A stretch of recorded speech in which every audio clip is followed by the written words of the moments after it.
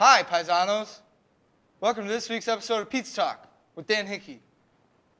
On this week's episode, we have artist and musician Justin Lee Smith, also known as Barbecue. Hello. Yes, this is Dan Hickey. Pizza Talk today.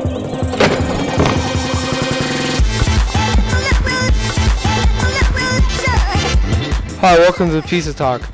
I'm your host, Dan Hickey.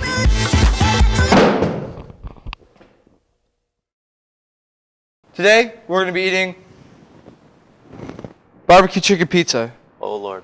With you. Oh, my gosh. How's that smell? Stuff knows. I can't. Pizza first impression. I don't know about this. That's going to be a problem, isn't it? You go ahead and take care of that. I might take. I need one of those. Give you 3. Okay. So you're an artist and a musician, and you make post-chiptune music, and you've been doing it for how long now? Started writing tunes in 2008. Hold on. This pizza is it's not cutting it, man. Hold on.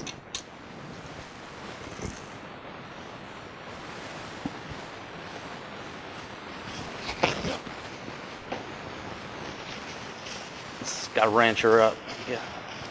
You mind if I get a little of that on mine? Yeah, here you go, man. Yeah, so I started in 2008. Picked up I found out you could write music on Game Boys, right? Mm-hmm. You got a little in your beard. There you go. And so I picked up a Game Boy camera. It has a real primitive sequencer on it. Oh, much better. So I started doinking around with that. Just kind of get a little flavor in my mouth. That flavor, about on par, with this guy. Okay. Found this German fellow named Oliver Wichow, who was selling and producing these carts called Nanoloop. Okay. And they run on the old brick Game Boy. Now, Nanoloop is a 4-channel, 16-step sequencer. You have 3 channels of just, solid wave, just like square waves, and then like a noise channel, which is just white noise, but you can control it to make, percussion sounds. Right. So I started messing around with that. I was writing like noisy house music, and then decided to step up my Game Boy game. Okay. It's weird to say. So you refer to yourself as post-chiptune, right? Yes, because I started out doing all that Game Boy stuff, all that chiptune stuff.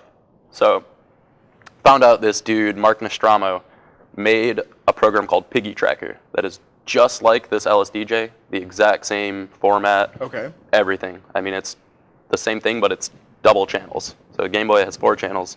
This program has 8 channels, and it's all samples.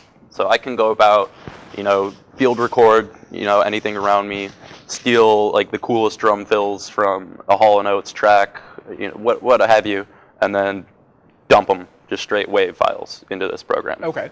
And that's what I've been doing for the past 2.5 years. Okay, so for the people who aren't aware or don't know what chiptune is, what is it? Chiptune is pretty much writing for said video game system, whether you're writing for, an old Nintendo Entertainment System, a Game Boy, a Sega Genesis, what have you. You're writing utilizing the sound chip that is within that console. So why don't we check out your setup, your pizza equipment, if you will. All right. So, yeah, pretty much this is a poor man's MPC. So you can trigger stuff live and make some nice little tones.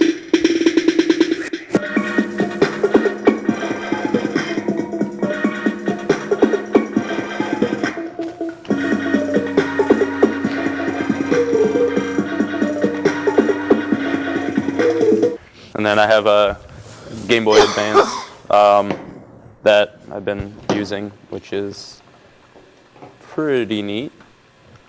Pretty into this. And it's a similar thing, just a bunch of pretty much loops I've made. It's a 16-step sequencer, and I just live trigger everything on it. So, yeah.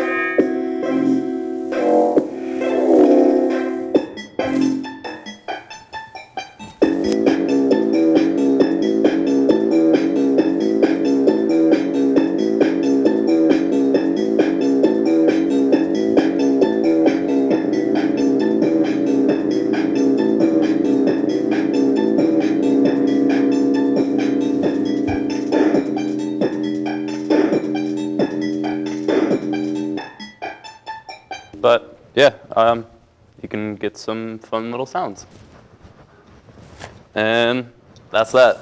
All right, peace. We're going to be doing a pizza prank call, and we're going to call a pizza place and find out what they think of Mr. Justin Lee Smith. Hello? Yes, this is Pizza Prank Call. Hi, is this Best Pizza? Yes, it is. I heard you're the best. Can I place a pizza order here then? Absolutely. Is this going to be for pickup or delivery? Pickup, please. Can I have a name? Excuse me? Can I have a name? Yeah, James. All right, what can I get for you? Okay, so can I do one large pepperoni pizza? Okay. Can you spell something on the pizza for me though, for my lover? Absolutely. Okay, it's terrific. Can you What do say? you want me to do on it? Like a heart? No, I don't want. In pepperoni, can you spell on the pizza, dearest lover, ready to take your lovin'? I don't think that's all going to fit on there. You can cut the pepperonis, in half if you need to. I mean, listen, I had Angelo's Pizza just on the street, not even 2 nights ago, and they said they'd be willing to do something like this, no problem. So, I mean, you guys. Yeah, actually, I know a few people working there, so they're good guys. All right. Is their pizza better though? I've actually never had their pizza. For real? But you I haven't. but you know gentlemen that are working there. Yeah, one of the guys that worked there used to work here. Then he switched over, and they were trying to recruit me to go work over there, but Sounds like they got better pizza, my man. Yeah, I think I'm gonna go over to Angelo's. They just sound like they got their game together. not a problem. Just in the future, Good luck with your pizza just step it up a little bit, man. All right. You take it easy, Daddy-O. Thanks. So Justin, when you first started making music, how was it kind of received in the scene? What did people think about it? And what kept you making music for all these years? Within chiptune, there's not that many noisers. There's not many people doing just pure chiptune noise music. Okay. So that was surprisingly well received. That never got an official release until probably a year later. I did a split with my pal Denomme. Okay. And he's under Placenta Recordings as well, isn't he? He runs Placenta Recordings. Okay. That is his little baby. And I was actually asked not too long ago to join Dental Work officially. He and I had collaborated live on numerous occasions, and I'm now technically part of that insane noise project. That's very cool. And you just had the last couple releases on ZZZ tapes from Detroit? Yes. Good friend of mine, James, runs this label called ZZZ Tapes, based out of Detroit. Would you say that people can find something different in each one of your releases definitely. To see a growth. They're all their own creatures. I mean, I'm just kind of the I'm like the ringleader of this circus of tones. Okay. Pretty much. But yeah, every release I've been putting out is just drastically different. I mean, I'm not trying to put out the same release every time. Right. You know, each release is going to have a different set of tones, sounds. Something's happened in my life that's going to, you know, affect the music that I'm creating. Now it's time for One Word Pizza, the word association game, today with Justin Lee Smith. All right, I'm going to say a word, and you're going to give me one word that you think of immediately when I say that. Only one? Only one. All right. Curly fries. Telephone. Gym shorts. Melly. Hoobastank. God. Hedron collider. What was that? I see you. I see you. Tennis shoes. Sleeping. Nintendo 64. Tamagotchis. Beyblade. RIP! Kmart. Soaps. Towel. Jinkos. Spaghetti and meatballs. Mother. Mexican batteries. Quinceañera. Chashimama. Hot sauce. Or Gromo. That's not a word. Tamagotchi. Keys. Raincoat. Hot tea. Rain shirt. Shirt. Computer monitor. Caffeine. Pizza. Pizza. And that has been One Word Pizza with Justin Lee Smith. You know, I do this art when I get, you know, a little bit, you know, burned out on making music. I still need that creative outlet. Otherwise I will go insane. Like, I will feel just full-blown insane.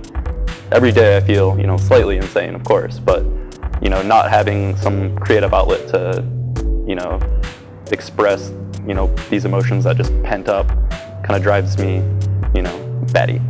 So when I'm burned out on music, I make art. When I'm burned out on art, I make music. That balance.